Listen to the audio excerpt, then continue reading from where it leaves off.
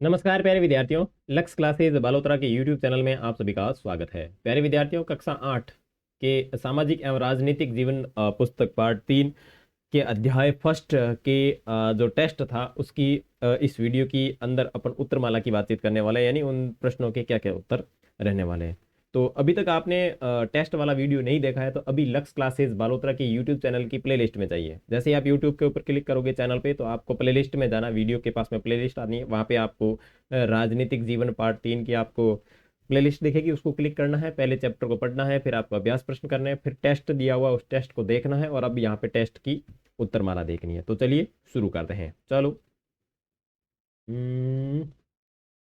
Okay, ये अपना test था।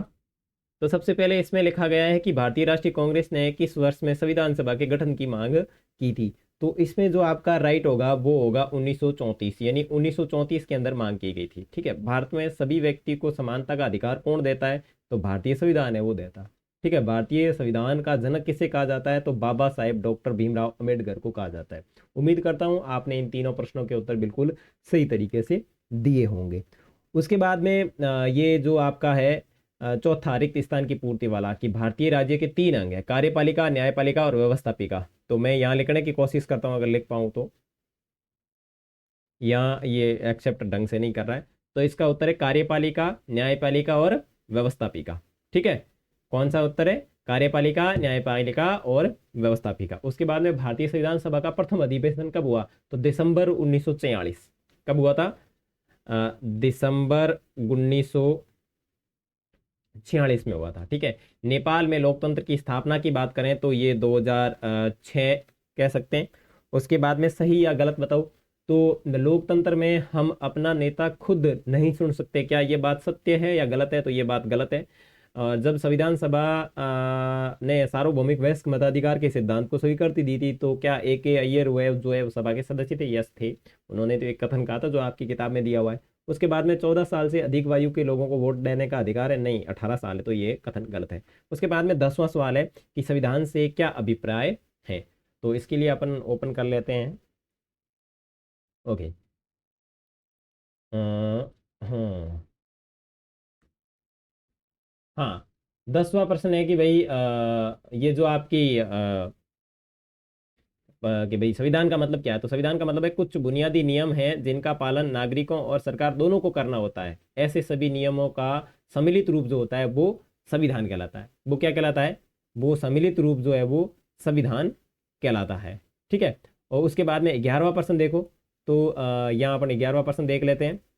11वां प्रश्न क्या है कि वोट डालने के लिए न्यूनतम आयु क्या है? 11वां प्रश्न है कि वोट डालने के लिए न्यूनतम आयु क्या है? तो भारत में नागरिकों के लिए मतदान की जो न्यूनतम आयु रखी गई है वो रखी गई है कितनी?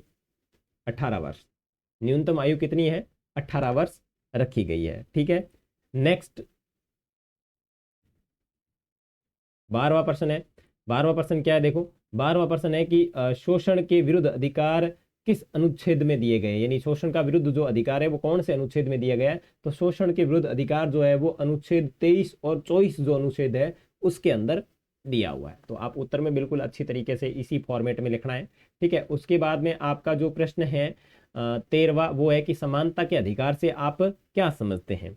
तो देखो, समानता के अधिकार से आप क्या समझते हैं? तो देखो, समानता के अधिकार से अगर अपन बात करें तो समानता के अधिकार का मतलब है कि समानता का अधिकार जिसमें कानून के समक्ष समानता, धर्म, वंश, जाति, लिंग या जन्म स्थान के आधार पर किसी भी प्रकार का कोई भेदभाव नहीं होता है, रोजगार से संबंधित समान अवसर मिलते हैं, तो उसे कहते हैं समानता का अधिकार। समानता का मतलब है सबको समान मानना, किसी को किसी के प्रति कोई भेदभाव नहीं। उसके बाद में 14वां प्रश्न देखो कि नेपाल को नए संविधान की जरूरत क्यों पड़ी? जो आपका 14वां प्रश्न है कि भाई जो नेपाल है उसको नए संविधान की जरूरत क्यों पड़ी? ठीक है ना, तो 14वें प्रश्न का आंसर देखो कि नेपाल के लोगों को जो नेपाल के लोग हैं लोकतंत्र के रास्ते पर चलना चाहते थे और इसके लिए उन्हें एक नया संविधान चाहिए था। वे पिछले संविधान का इसलिए नहीं अपना पा रहे थे क्योंकि उसमें वो आदर्श नहीं थे जो नेपाल के लिए लोग चाहते थे, इसलिए वो लड़ाई लड़ रहे थे। ठीक है, उसके बाद में देखो 15वां कि संघवाद क्या है? 15वां जो क्वेश्चन है, 15वां जो पेपर है, मतलब पेपर के अंदर जो क्वेश्चन है, संघवाद का मतलब क्या होता है? संघवाद का मतलब होता है फेडरलिज्म। सरकार की एक प्रणाली है जिसमें शक्तियों को सरकार के दो या दो से अधिक स्तर जैसे केंद्र, राज्य या फिर पंचायती स्तर पर इस तरीके से सरकार की जो शक्तियां या जो पावर होता है उसका बंटवारा होता है, उसे कहा जाता है संघवाद। ठीक है। 16वां प्रश्न देखो कि भाई जो मौलिक अधिकार है वो भारतीय संविधान में कहाँ से कहाँ तक दिए हुए हैं। देखो मौलिक अधिकार से आप क्या समझते हैं, तो मौलिक अधिकार में क्या समझते हैं, तो देखो कि मौलिक अधिकार भारत के संविधान के भाग 3 अनुच्छेद 12 से 35 तक वर्णित है। भारतीय नागरिकों को प्रदान किए गए वे अधिकार जो सामान्य स्थिति में सरकार द्वारा सीमित नहीं किए जा सकते और जिनकी सुरक्षा प्रहरी सर्वोच्च न्यायालय के द्वारा की जाती है, यानी जो सुप्रीम कोर्ट होता है वो इनकी रक्षा करता है। तो यही है वो मौलिक अधिकार है। ठीक है। उसके बाद में भारतीय संविधान की विशेषता लिखिए। 17वां जो क्वेश्चन है कि भारत के संविधान से संबंधित कोई 3 बातें लिखिए। तो देखो 3 बातें देखो संविधान की, कि भारत का संविधान विश्व का सबसे लंबा यानी बड़ा संविधान है। ठीक है ना। इसमें 465 अनुच्छेद है, 12 अनुसूचियां हैं, इसके अंदर 22 भाग है और संविधान में साफ लिखा हुआ है कि देश का कोई भी आधिकारिक धर्म नहीं होगा, यानी भारत जो है एक धर्मनिरपेक्ष राष्ट्र है। ठीक है। उसके बाद में 18वां क्वेश्चन देखो, भाई किसी भी देश को संविधान की जरूरत क्यों होती है। 18वां प्रश्न ये है कि किसी भी देश के लिए संविधान की आवश्यकता क्यों होती है। तो देखो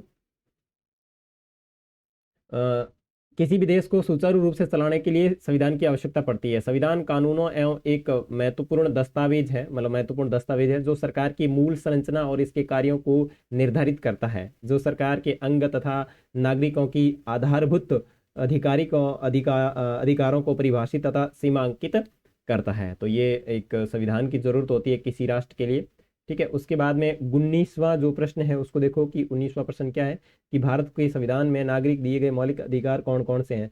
तो इसमें आपके 6 मौलिक अधिकार हैं, आप इनको क्रमबद्ध 1 2 3 ऐसे लिखना है कि संविधान द्वारा मूल रूप से 7 मूल अधिकार दिए गए हैं। ठीक है। समानता का अधिकार, स्वतंत्रता का अधिकार, शोषण के विरुद्ध अधिकार, धर्म एवं संस्कृति का अधिकार और संपत्ति का अधिकार। देखो जो संपत्ति का अधिकार है वो वर्तमान समय में नहीं है, तो संपत्ति का अधिकार आपको नहीं लिखना है, 6 अधिकार है। ठीक है ना।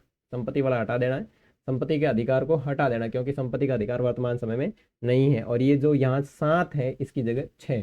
ठीक है ना। 6 मूल अधिकार है और लास्ट जो है वो संवैधानिक उपचारों का अधिकार है। तो ये आपके इस पहले पार्ट से संबंधित जो महत्वपूर्ण जो टेस्ट के प्रश्न थे उनके उत्तर थे। नेक्स्ट अपन आपके सेकंड अध्याय की बातचीत करेंगे। तब तक के लिए बाय बाय। अगर चैनल के ऊपर नए हैं तो इसको सब्सक्राइब कर लीजिएगा, साथ ही साथ इस वीडियो का जो लिंक है अपने दोस्तों के साथ शेयर जरूर करना। मिलेंगे दूसरे अध्याय में, तब तक के लिए बाय बाय।